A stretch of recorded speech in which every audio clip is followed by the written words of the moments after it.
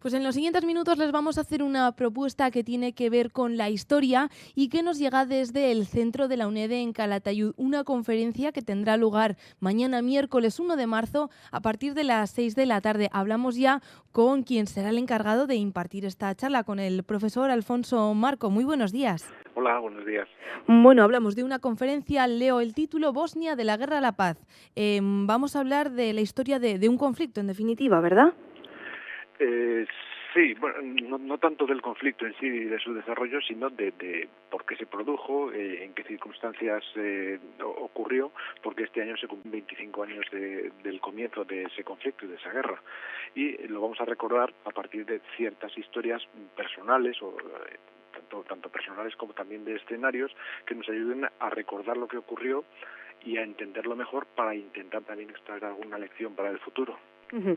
Eso, y bueno, lo pensaba, ¿no?, antes de poder hacer esta entrevista. Siempre nos lo decían, o a mí por lo menos en el colegio, qué importante es conocer la historia pues propia y de los demás para luego no volver a cometer esos errores. Qué importante es eso, ¿verdad? Pues sí, hay que intentarlo, desde luego, y tener presente ciertas cosas que han ocurrido además tan cerca.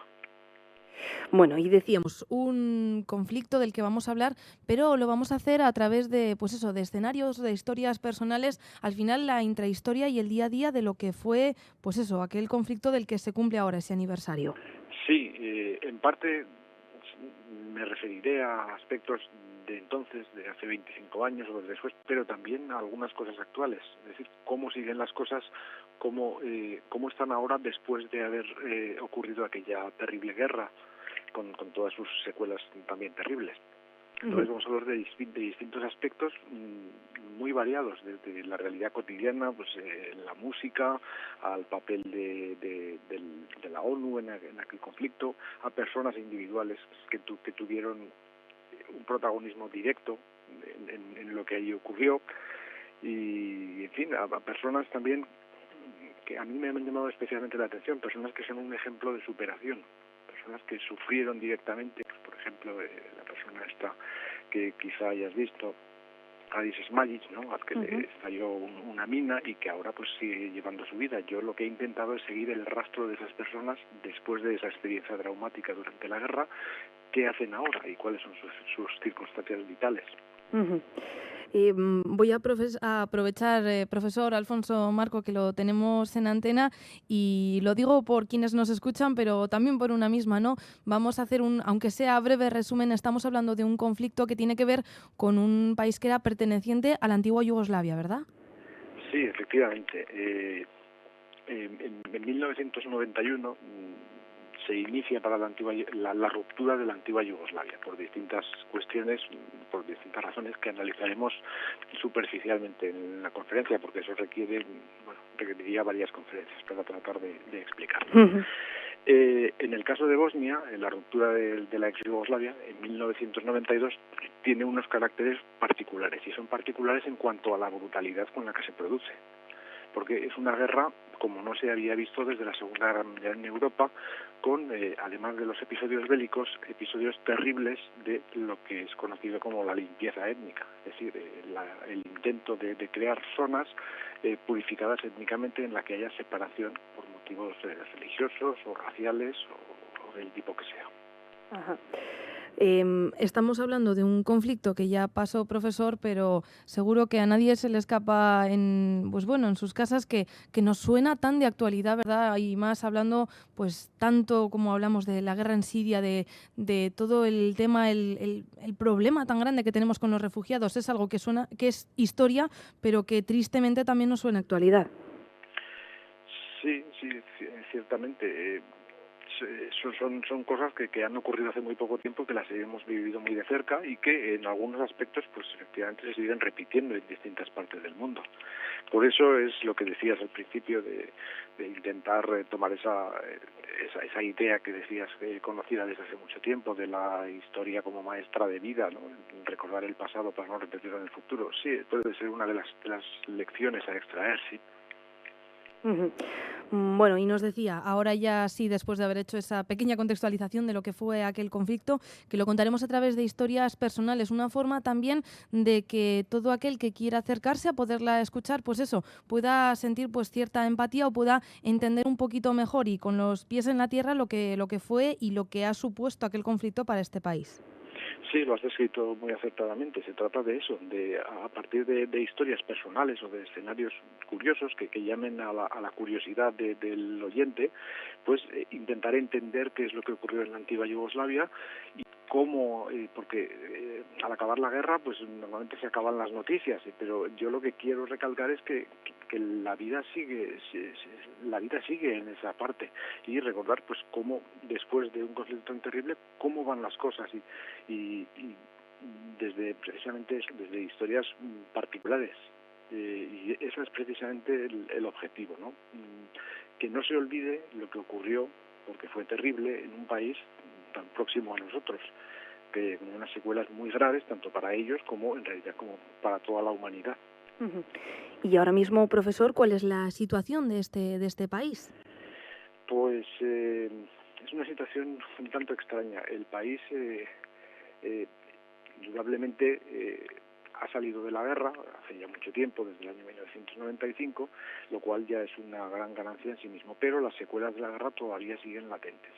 No tanto en las grandes capitales como en la capital de Bosnia, Sarajevo, sino sobre todo en la mentalidad y en las pequeñas localidades de Bosnia. El país, como quizás sepan los oyentes, nominalmente es uno, es Bosnia-Herzegovina, pero en la realidad, después con los acuerdos de paz de Dayton en 1995, está de hecho dividido en dos países. En realidad son dos entidades, una es la República Srpska, asignada a la parte serbia de Bosnia, uh-huh, y la otra es la Federación Bosnio-Croata, asignada a la parte bosnia y croata de esa misma federación. Nominalmente es un único gobierno, un único país, pero lo cierto es que sigue existiendo esa división tanto política y jurídica como mental en la cabeza de las personas que lo habitan. La situación es muy difícil, el paro, la corrupción están omnipresentes y aunque la recuperación pues es un hecho y la mejora simplemente por el hecho de que no hay guerra, lo cierto es que las secuelas siguen siendo bien visibles, no solo en las marcas de metralla y de los edificios destruidos, que también, sino como decía, sobre todo en las cabezas de la gente. Uh-huh. Y en los daños que generó pues en las infraestructuras, en el comercio, en las relaciones personales, en la desconfianza que todavía sigue latente. Y que al final supone pues eso, un retroceso en tanto avance que se consigue, la llegada de, pues bueno, tanto avance la tecnología, pero luego tristemente y en pleno siglo XXI seguimos hablando pues eso de situaciones como estas. Sí. A todos en su momento, cuando la ruptura de la antigua Yugoslavia, yo creo que a todos los que estábamos más o menos interesados en esa zona, pues nos pilló por sorpresa, y a los cronistas, a los periódicos, a todo el mundo. Casi nadie esperaba que ocurriera esa ruptura en la antigua Yugoslavia, pues parecía un país más o menos sólido, pero lo cierto es que estaba unida pues por la presión que ejercía una dictadura, la de Tito.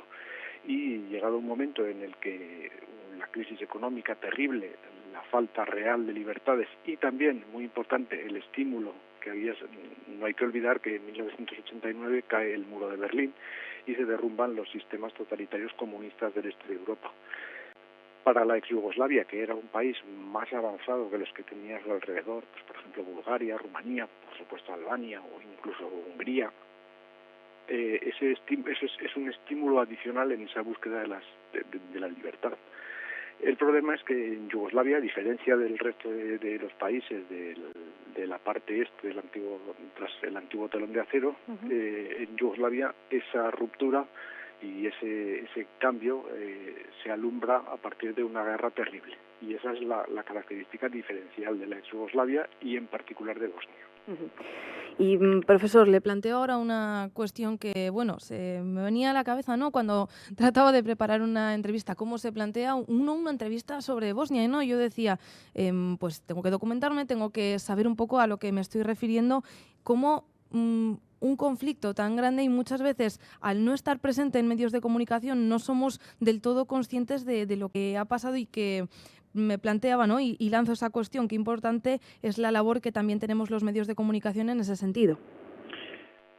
Sí, indudablemente. Yo creo que es normal que ocurra también cuando pasa la actualidad inminente de los asesinatos televisados en directo, de las terribles escenas que se vivieron en el caso de Bosnia, pues se pierde actualidad para los medios y para los que somos oyentes o lectores de esos medios. Pero no está de mal, me alegro que lo hagas, indudablemente. Siempre que uno trata de acercarse al conflicto que sea o a la realidad que sea, es conveniente pues una aproximación documentada, por supuesto. No lo peor que se puede hacer en cualquiera de estos casos es recurrir a ideas a priorísticas o que uno tiene aproximadamente sobre la Yugoslavia o sobre la región que se trate. Bueno, pues en este mismo sentido, para quienes nos escuchan, quieran poder acercarse a conocer un poco más de cerca cuáles fueron las consecuencias de este conflicto, cómo discurrió y eso, sobre todo y tal y como les contábamos, a través de historias personales. Vamos a recordarles el momento, será mañana a partir de las 6 de la tarde, ¿verdad? Aquí en la UNED en Calatayud. Sí, exactamente. Se puede ver personalmente en la UNED, en la sala Baltasar Gracián, que es muy agradable por otra parte, como toda la UNED, y también a quien no pueda, pues lo puede seguir en directo por internet o verlo en los días sucesivos a través también de la web de la UNED de Calatayud cuando le venga mejor. Estupendo, pues así lo hacemos y así lo transmitimos a quienes nos escuchan en sus casas. Profesor Alfonso Marco, licenciado en Historia Contemporánea, que no lo hemos dicho antes, historiador y escritor, y bueno, que quien será el encargado de poder dar esta conferencia, esta charla. Muchísimas gracias por estos minutos y lo dicho, que esperamos que sean muchos los que puedan disfrutar de la conferencia. Muchísimas gracias. Bueno, gracias a vosotros.